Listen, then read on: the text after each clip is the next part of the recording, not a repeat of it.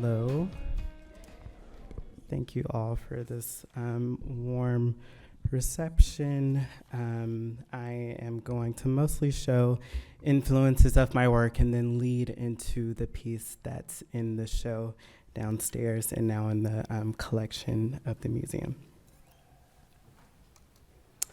And so I want to start with this photograph of a house, at least, because my work focuses on Black queer men within intimate spaces, and I situate my figures there because I think of the Black home as an incubator that has molded a facade of masculinity and is a foundational site of heteronormative ideologies. And so if I were to cite an American home, I would start here, which is a Sears, Roebuck & Co. Prefab house that was made from 1908 until 1940. They sold these mail-ordered modern homes through their catalogs, designing close to 500 different styles. That I think is interesting to think about when we look at someone like Kerry James Marshall, who is extending the sort of interior life of his Black subjects to his communities, right, and the ascendance of Black wealth in this country. That sort of early American house that I would say is close to the example he's pictured here. I'm interested not only in the culturing of people that happens in the interior place, right, but also that extends into the world and the way that we treat others, especially Black folks. But also that is, let's go back.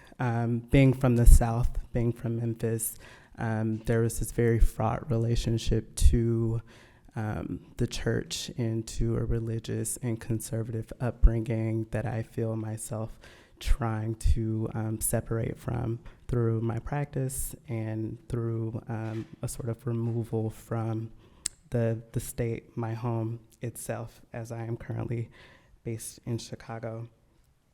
And so as I become more obsessed with the long 60s, which some say 1960 through 1975. I thought that this Kerry James Marshall painting is a great example of not only capturing the interior Black subjectivity of this Black angel, this Black subject, but also on this very 60s style house that kind of pays homage to the Kennedy brothers and Dr. Martin Luther King Jr., who was assassinated to the left there. And so many of Marshall's paintings, as we know, make a reference to the 1960s. I've seen a great example actually from this series at the Nelson Atkins earlier today, but also the pieces here in the collection of the Nerman not only make reference to the Black middle-class society, but also there's an interior life and there's a sense of Black archive and Black memory and mentos that is captured in his work that I'm fascinated by.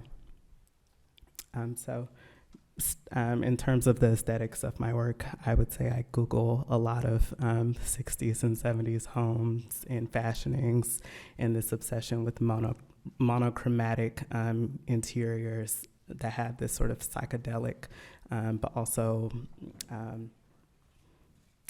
psychological and emotive state to them that I try to use in my own palettes. I think they have a collective sense of taste and of interior design of their times that I really can't quite put my finger on today, but perhaps it's because we're presently, right, in the 2000s. And so I, over the years, have made an effort to create work that responds to my evolving understanding of David Hockney's career as a painter. I see parallels in our lives as young queer men navigating new geographies.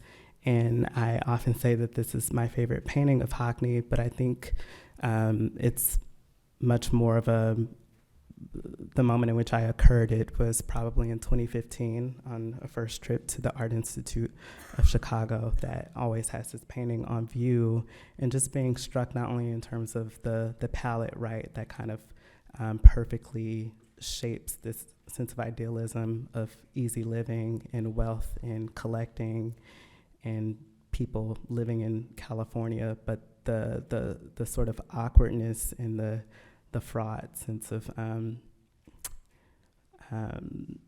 coupling here is something that I often return to. It's a portrait of Fred and Marcia Wiseman of California, this double portrait that captures both the setting and the essence of, through body language, I think is always true of figurative work. Another example of his, Mr. and Mrs. Clark and Percy, 1971. Ossie Clark was a British fashion designer.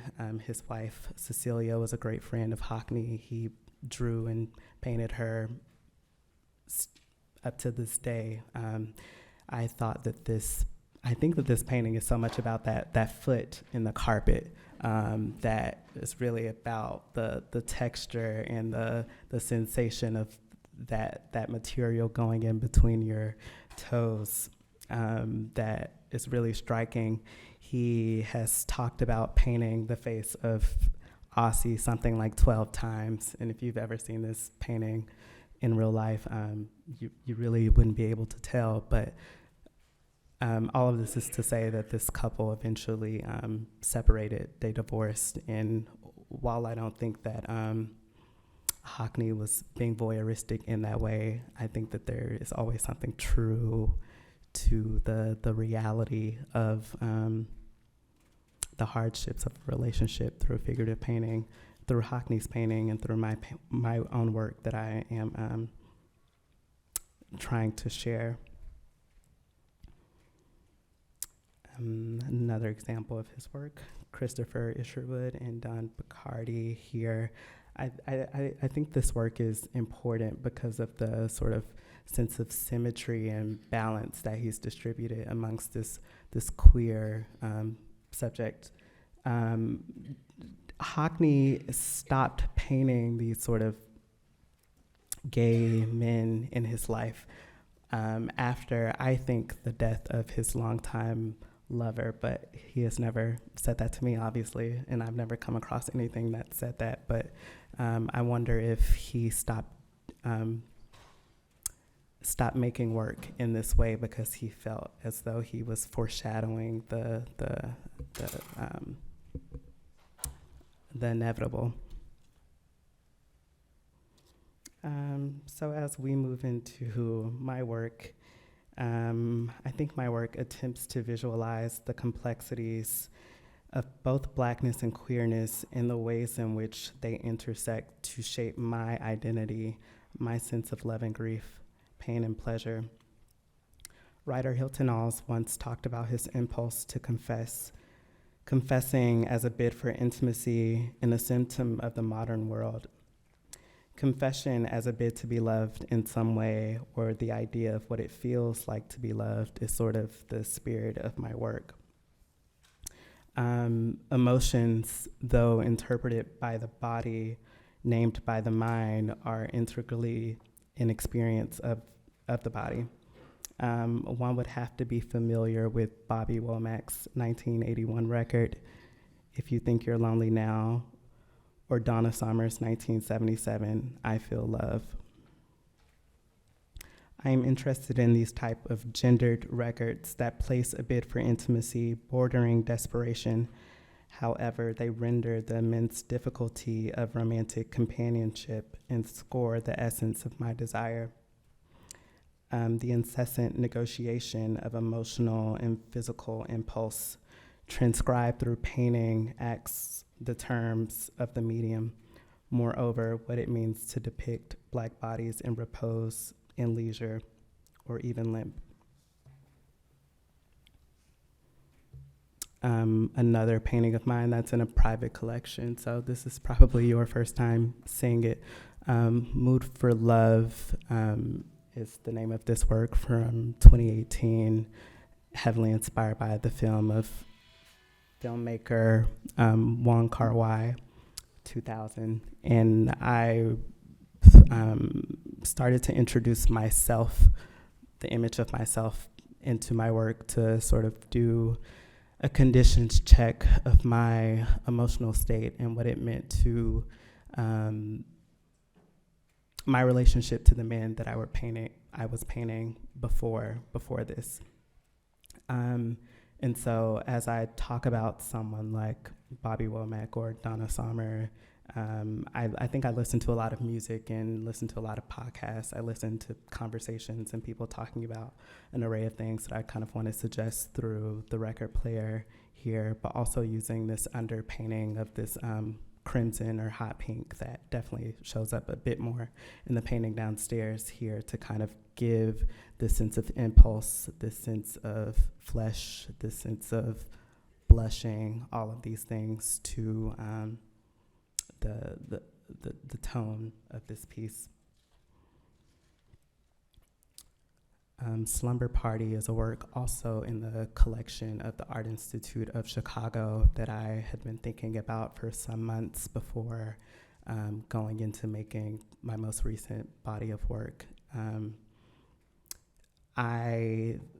This is just such a weird and sort of ominous painting. It feels inappropriate. It feels like nighttime. It feels like a slumber party. And I was trying to think of how I could interpret this, I guess, in some way, which leads me to my painting downstairs, which is titled Common House after the common space at the Skowhegan School of Painting and Sculpture in Maine.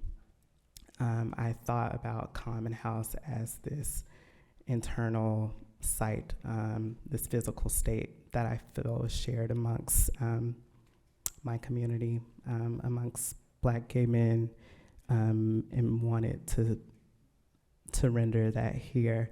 If people have questions or want to talk to me more about this, we can do so downstairs, but I feel that's really what I want to say about this piece.